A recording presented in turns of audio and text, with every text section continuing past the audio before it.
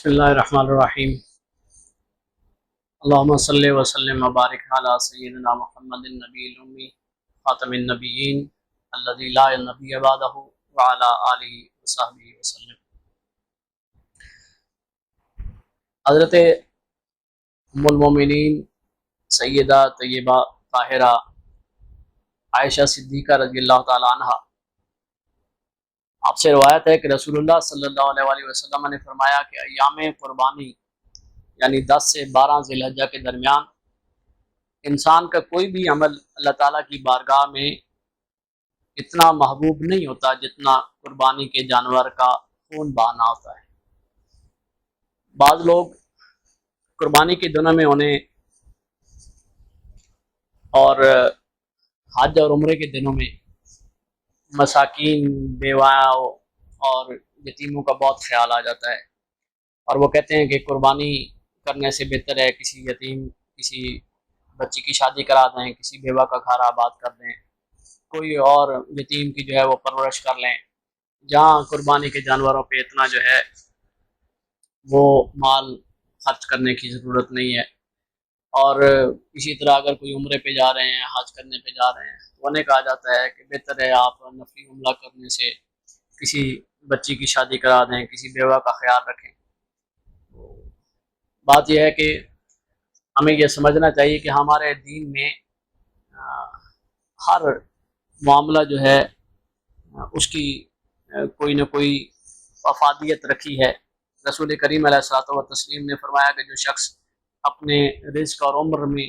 بہتری اور برتری چاہتا ہے اسے چاہیے کہ وہ عمرہ اور حج کی کثرت کرے۔ اسی طرح اب سیدہ عائشہ صدیقہ رضی اللہ تعالیٰ عنہ کی یہ حدیث مبارکہ سماعت فرمائیں تو رسول کریم علیہ الصلوۃ والتسلیم نے فرمایا کہ جب قربانی کے دن آتے ہیں آپ کے لیے کسی یتیم کا خیال رکھنا، کسی بیوہ کا خیال رکھنا، کسی مسکین کی مدد کرنا، کسی فلاحی کام میں، کسی فلاحی ادارے کی مدد کرنا، اس کے لیے پورا سال کا وقت پڑا ہے۔ لیکن جو قربانی کے دن ہے، قربانی کے دن رسول کریم علیہ الصلوۃ والتسلیم فرماتے ہیں کہ اللہ رب العزت کو انسان کا کوئی عمل بھی اتنا زیادہ پسند نہیں آتا جتنا اللہ کی راہ میں اس جانور کو قربان کرنے کا عمل پسند آتا ہے۔ اور پھر آپ صلی اللہ علیہ وسلم نے فرمایا کہ قیامت کے دن قربانی کا یہ جانور اللہ کی بارگاہ میں اپنے سینگوں، بالوں اور کھروں سمیت حاضر ہوگا۔ ہم تو ان کو تقسیم کر دیتے ہیں، لیکن قربانی کے دن یہ پورا کا پورا جانور پھر اپنی اصل حالت کے ساتھ حاضر ہو کر اس بندے کی بخشش اور مغفرت کا وسیلہ بنے گا۔ اس معاملے میں کچھ مسائل جو ہیں وہ سمجھنے ضروری ہیں۔ پہلی بات تو یہ ہے کہ قربانی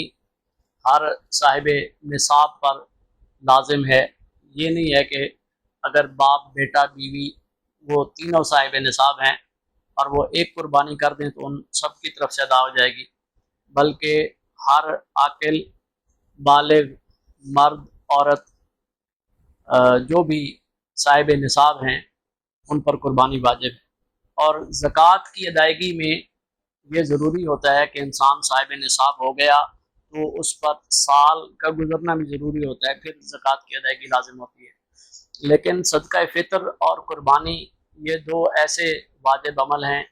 کہ انسان صاحب نصاب ہو گیا لیکن ابھی اس کے بال پر اس کے پاس سال کا وقت نہیں بھی گزرا تو بھی اگر قربانی کے دن آ گئے یا عید الفطر کا دن آ گیا تو اس پہ فطرانہ کی ادائیگی اور قربانی کرنا یہ واجب ہوتا ہے۔ قربانی کے لیے جو جانور متعین ہیں وہ بکرا، بکری، بھیڑ، دمبا، گائے، بیل، بھینس، بھینسا اور اونٹ اور اونٹنی ہیں۔ ان جانوروں کے علاوہ کسی اور جانور کی خواہ و حلال ہی ہے اس کی قربانی کرنا جائز نہیں ہے۔ مثلاً اگر کوئی اپنے گھر میں ہرن پالتا ہے تو بے شک وہ پالتو ہرن ہے، لیکن چونکہ اس کی جو ہے وہ قرآن و حدیث سے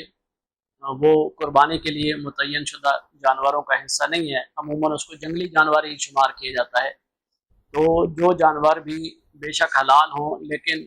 ان کا شمار جنگلی جانوروں میں ہوتا ہے تو ان کی قربانی جائز نہیں ہے۔ جن کا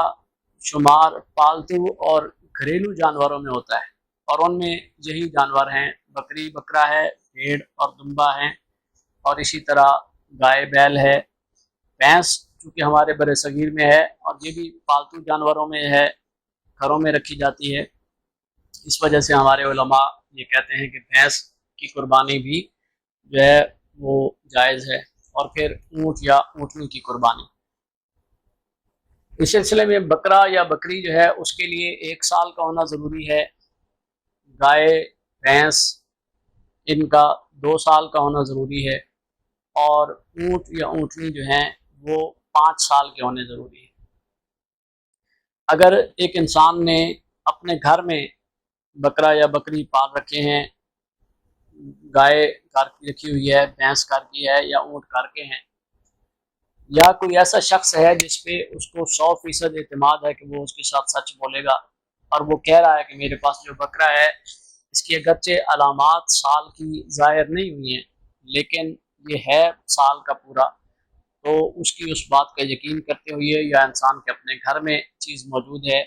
اور اس پہ سال کا جو ہے وہ ٹائم بکرے یا بکری پہ گزر گیا ہے، یا گائے ہے بچڑا ہے اور وہ 2 سال کا عرصہ ان کو گزر گیا ہے، اگرچہ ان کی علامات جو ہے وہ 2 سال کی عمر کی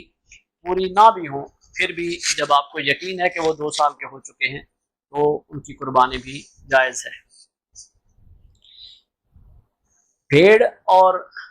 دمبا جو ہے ان کے متعلق فقہائے کرام نے لکھا کہ یہ اگر ظاہری عمر میں، اپنی عمر میں یہ 1 سال سے کم کے ہوں اور 6 ماہ سے زائد کے عرصے کے ہوں، لیکن اپنی صحت کے اعتبار سے، اپنے قد کاٹ کے حساب سے یہ سال کے لگتے ہوں۔ بکرے اور بکری میں یہ ہے کہ وہ سال کا لگ بھی رہا ہے، لیکن جب آپ کو یقین نہیں ہے کہ وہ اس پہ سال گزر گیا ہے تو اس کی قربانی جائز نہیں ہے۔ لیکن بھیڑ اور دمبا، اس میں اگر سال کی ان کی عمر پوری نہیں ہے لیکن دیکھنے میں فربا ہیں، موٹے تازے ہیں، قد کاٹ ٹھیک ہے، گوشت ان کا ٹھیک ہے، پلے ہوئے ہیں، تو پھر سال سے کم عمر کی بھی بھیڑ اور دمبے کی قربانی جائز ہے۔ ہمارے ہاں عموماً یہ تصور ہے کہ 6 ماہ کی بھیڑ ہو یا دمبا اس کی قربانی ہو جاتی ہے، اور لوگ چھوٹے چھوٹے بھیڑ کے یا دمبے کے جو ہے وہ بچے ان کو اٹھا کے وہ قربانی کے لیے لے آتے ہیں۔ کمزور بھیڑیں جو ہے وہ لے آتے ہیں کہ جی 6 ماہ کی جائز ہے۔ 6 ماہ سے زائد عمر کی جواز کے ساتھ ساتھ علماء نے یہ شرط رکھی ہے کہ وہ دیکھنے میں سال کے محسوس ہوں، دیکھنے میں سال کے محسوس ہوں، یعنی ان کا قد کاٹ ٹھیک ہو، ان کی جو گوشت ہے وہ ٹھیک ہے، وہ فربا ہوں، موٹے تازے ہوں، پلے ہوئے ہوں، تو پھر ان کی قربانی جو ہے وہ جائز ہے۔ اور اگر وہ ان کی عمر بھی پوری نہیں ہے اور قد کاٹ میں بھی اور صحت کے لحاظ سے بھی وہ 6-7 ماہ کے لگ رہے ہیں، تو پھر ان کی قربانی جو ہے وہ صحیح نہیں ہوگی، بلکہ ان کی جگہ کوئی اور اچھا صحت مند جانور جو ہے وہ دیکھنا ضروری ہوتا ہے۔ ایک اور معاملہ یہ ہے کہ قربانی کے جانور میں اگر تو کوئی ایسا عیب ہے جس کی وجہ سے اس کی مارکیٹ ویلیو کم ہو رہی ہو، یعنی ہم علماء سے سوال کر رہے ہوتے ہیں کہ جانور میں فلاں عیب ہے، فلاں چیز ہے، فلاں نقص ہے، تو کیا اس کی قربانی ہو جائے گی؟ نہیں ہوگی، اس کی قربانی ہو جائے گی؟ نہیں ہوگی۔ تو اصول سمجھ لینے سے ہر شخص کے لیے آسانی ہو جاتی ہے۔ اصول یہ ہے کہ اگر تو قربانی کے جانور میں کوئی ایسا نقص ہے جس کی وجہ سے اگر ہم اس کو مارکیٹ میں بیچنے کے لیے جائیں تو اس کی قیمت کم ہو سکتی ہے، اس کی خوبصورتی میں کمی آ سکتی ہے، اور خریدار اس کی قیمت جو ہے وہ کم لگائے گا کیونکہ اس میں یہ فلاں نقص آ گیا ہے، اس ایسے نقص والے جانور کی قربانی جو ہے وہ جائز نہیں ہوگی۔ لیکن اگر ایسا نقص ہے جس کی وجہ سے اس کی مارکیٹ ویلیو کم نہیں ہو رہی، اس کی صحت میں کمی نہیں آ رہی، اس کی خوبصورتی میں کمی نہیں آ رہی، تو پھر اس کو قربان کرنے میں بھی کوئی حرج نہیں ہے۔ ایسے جانور جن کی قوت کو ختم کر دیا جاتا ہے، نر جانور جو ہیں ان کو خصی کر دیا جاتا ہے، تو بعض لوگ یہ سمجھتے ہیں کہ یہ ان کا نقص ہے اور اس وجہ سے ان کی قربانی جائز نہیں۔ ایسے جانور کی قربانی فقہائے کرام نے لکھا کہ افضل ہے، کیونکہ ایسا جانور جو ہے اس کے گوشت میں لذت ہوتی ہے، وہ موٹا تازہ زیادہ ہوتا ہے، اس کی صحت اچھی ہوتی ہے اور اس کی خوبصورتی بھی زیادہ ہوتی ہے، اس کی قدر و قیمت بھی زیادہ ہوتی ہے۔ اس اعتبار سے ایسے جانور کو جو ہے وہ قربان کرنا وہ زیادہ بہتر ہے۔ قربانی کا جانور جو ہے خریدا اور پھر معلوم ہوا کہ یہ تو مادہ جانور ہے، بکری ہے، گائے ہے یا اونٹنی ہے یا بھینس ہے، بعد میں معلوم ہوا کہ یہ تو حمل والی ہے، اس کے متعلق فقہائے کرام نے لکھا کہ اگر تو پہلے معلوم ہو جائے تو بہتر یہی ہے کہ اس کو بیچ دے اور اس کی قیمت کا کوئی اور جانور جو ہے وہ خرید کر اس کو قربان کر دے۔ اور اگر جب قربان کرتے ہیں اس وقت وہ پتہ چلتا ہے کہ اس کے پیٹ میں بچہ ہے، یا قربانی سے کچھ دن پہلے وہ جانور جو ہے وہ کوئی بچہ جنم دے دیتا ہے، اس صورت میں اس کا حکم یہی ہے کہ اس بچے کو بھی صدقہ کر دیا جائے۔ فقہائے کرام نے لکھا یا تو اس کو اپنی ماں کے ساتھ ذبح کر دیں، لیکن وہ ایک چھوٹا جو بچہ ہے اس کا گوشت بھی کھانے کے قابل نہیں ہوتا، اس کو ذبح کر کے پھینکنا اس کے بجائے بہتر عمل یہی ہے کہ اس کو صدقہ کر دیں، اور تاکہ وہ کسی غریب مسکین کے کام آ سکے، اور جو مادہ ہے اس کو ذبح کر دیا جائے تو اس کی قربانی ہو جاتی ہے، اس میں کوئی حرج نہیں ہے۔ اب ایک مسئلہ یہ ہے کہ قربانی کے جانور میں کتنے افراد شریک ہو سکتے ہیں؟ تو جو چھوٹا جانور ہے، بکرا ہے، دمبا ہے، بکری ہے، بھیڑ ہے، یہ ایک فرد کی طرف سے ایک قربانی ہوگی۔ اس میں ایسا نہیں ہو سکتا کہ گھر کے 2-3 افراد مل کر ایک بکرا خریدیں اور اس کو قربان کر دیں، یا گھر کا سربراہ جو ہے وہ ایک دمبا ایک بکرا خریدے اور ان کو سب کی طرف سے قربان کر دے، تو پھر کسی کی بھی قربانی جو ہے وہ نہیں ہوگی، بلکہ جو چھوٹا جانور ہے اس میں ایک بندے کی طرف سے ایک قربانی کرنی جائز ہے۔ جو بڑے جانور ہیں، وہ گائے یا بیل ہے، وہ بھینس یا بھینسا ہے، وہ اونٹنی یا اونٹ ہے، ان میں زیادہ سے زیادہ 7 افراد شریک ہو سکتے ہیں۔ ایک بندہ بھی ان کی قربانی دے سکتا ہے، 2 بھی دے سکتے ہیں، 3 بھی شریک ہو سکتے ہیں، 4-5 بھی شریک ہو سکتے ہیں، 6 بھی شریک ہو سکتے ہیں، اور زیادہ سے زیادہ 7 افراد ایک جانور بڑے جانور کی قربانی میں شریک ہو سکتے ہیں۔ 7 افراد سے زیادہ اگر ایک جانور کی قربانی میں شریک ہوں گے تو پھر کسی کی قربانی بھی جائز نہیں ہوگی۔ 7 افراد ایک جانور کی قربانی میں شریک ہوتے ہیں، لیکن ان میں سے ایک بندہ کہتا ہے کہ میں نے قربانی تو نہیں کرنی، یا مجھ پر قربانی واجب تو نہیں ہو رہی، لیکن مجھے شادی کے لیے اپنی فلاں ضرورت کے لیے گوشت کی ضرورت ہے، تو ایسا ہے کہ تم 6 بندے جو ہے وہ اپنی قربانی کا حصہ ڈال لو، میں آپ کو قیمت دے دیتا ہوں، جو 7واں حصہ ہے وہ مجھے گوشت دے دینا، میں اپنے استعمال میں لے آؤں گا۔ اگر وہ قربانی کی نیت سے اس قربانی کے جانور میں شامل نہیں ہوتا تو جو باقی 6 حضرات ہیں ان کی قربانی بھی نہیں ہوگی۔ قربانی کے جانور میں ضروری ہے، شرط ہے کہ جتنے افراد شریک ہو رہے ہوں ان سب کی نیت اس جانور کے اللہ کی راہ میں قربان کرنے کی ہو۔ قربانی کے جانور میں 7 سے کم افراد ہیں، وہ 5 افراد ہیں، وہ 4 ہیں، 3 ہیں، 6 ہیں، 2 ہیں، تو ان کی شمولیت اس اعتبار سے بھی ٹھیک ہے کہ 7 حصے بنا کر ان کو تقسیم کر دیں، ایک بندہ 2 حصے رکھ لے، ایک بندہ 4 حصے رکھ لے، ایک بندہ 1 حصے کا مالک بن جائے، 2 بندے 2 حصے رکھ لیں، ایک بندہ 3 حصے رکھ لے، 7 حصے تقسیم کر لیں۔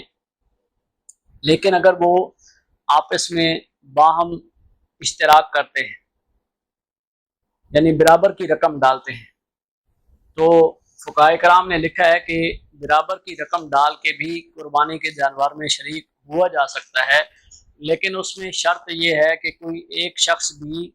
जो कुर्बानी का एक हिस्सा है उससे कम की कीमत का हिस्सेदार ना हो।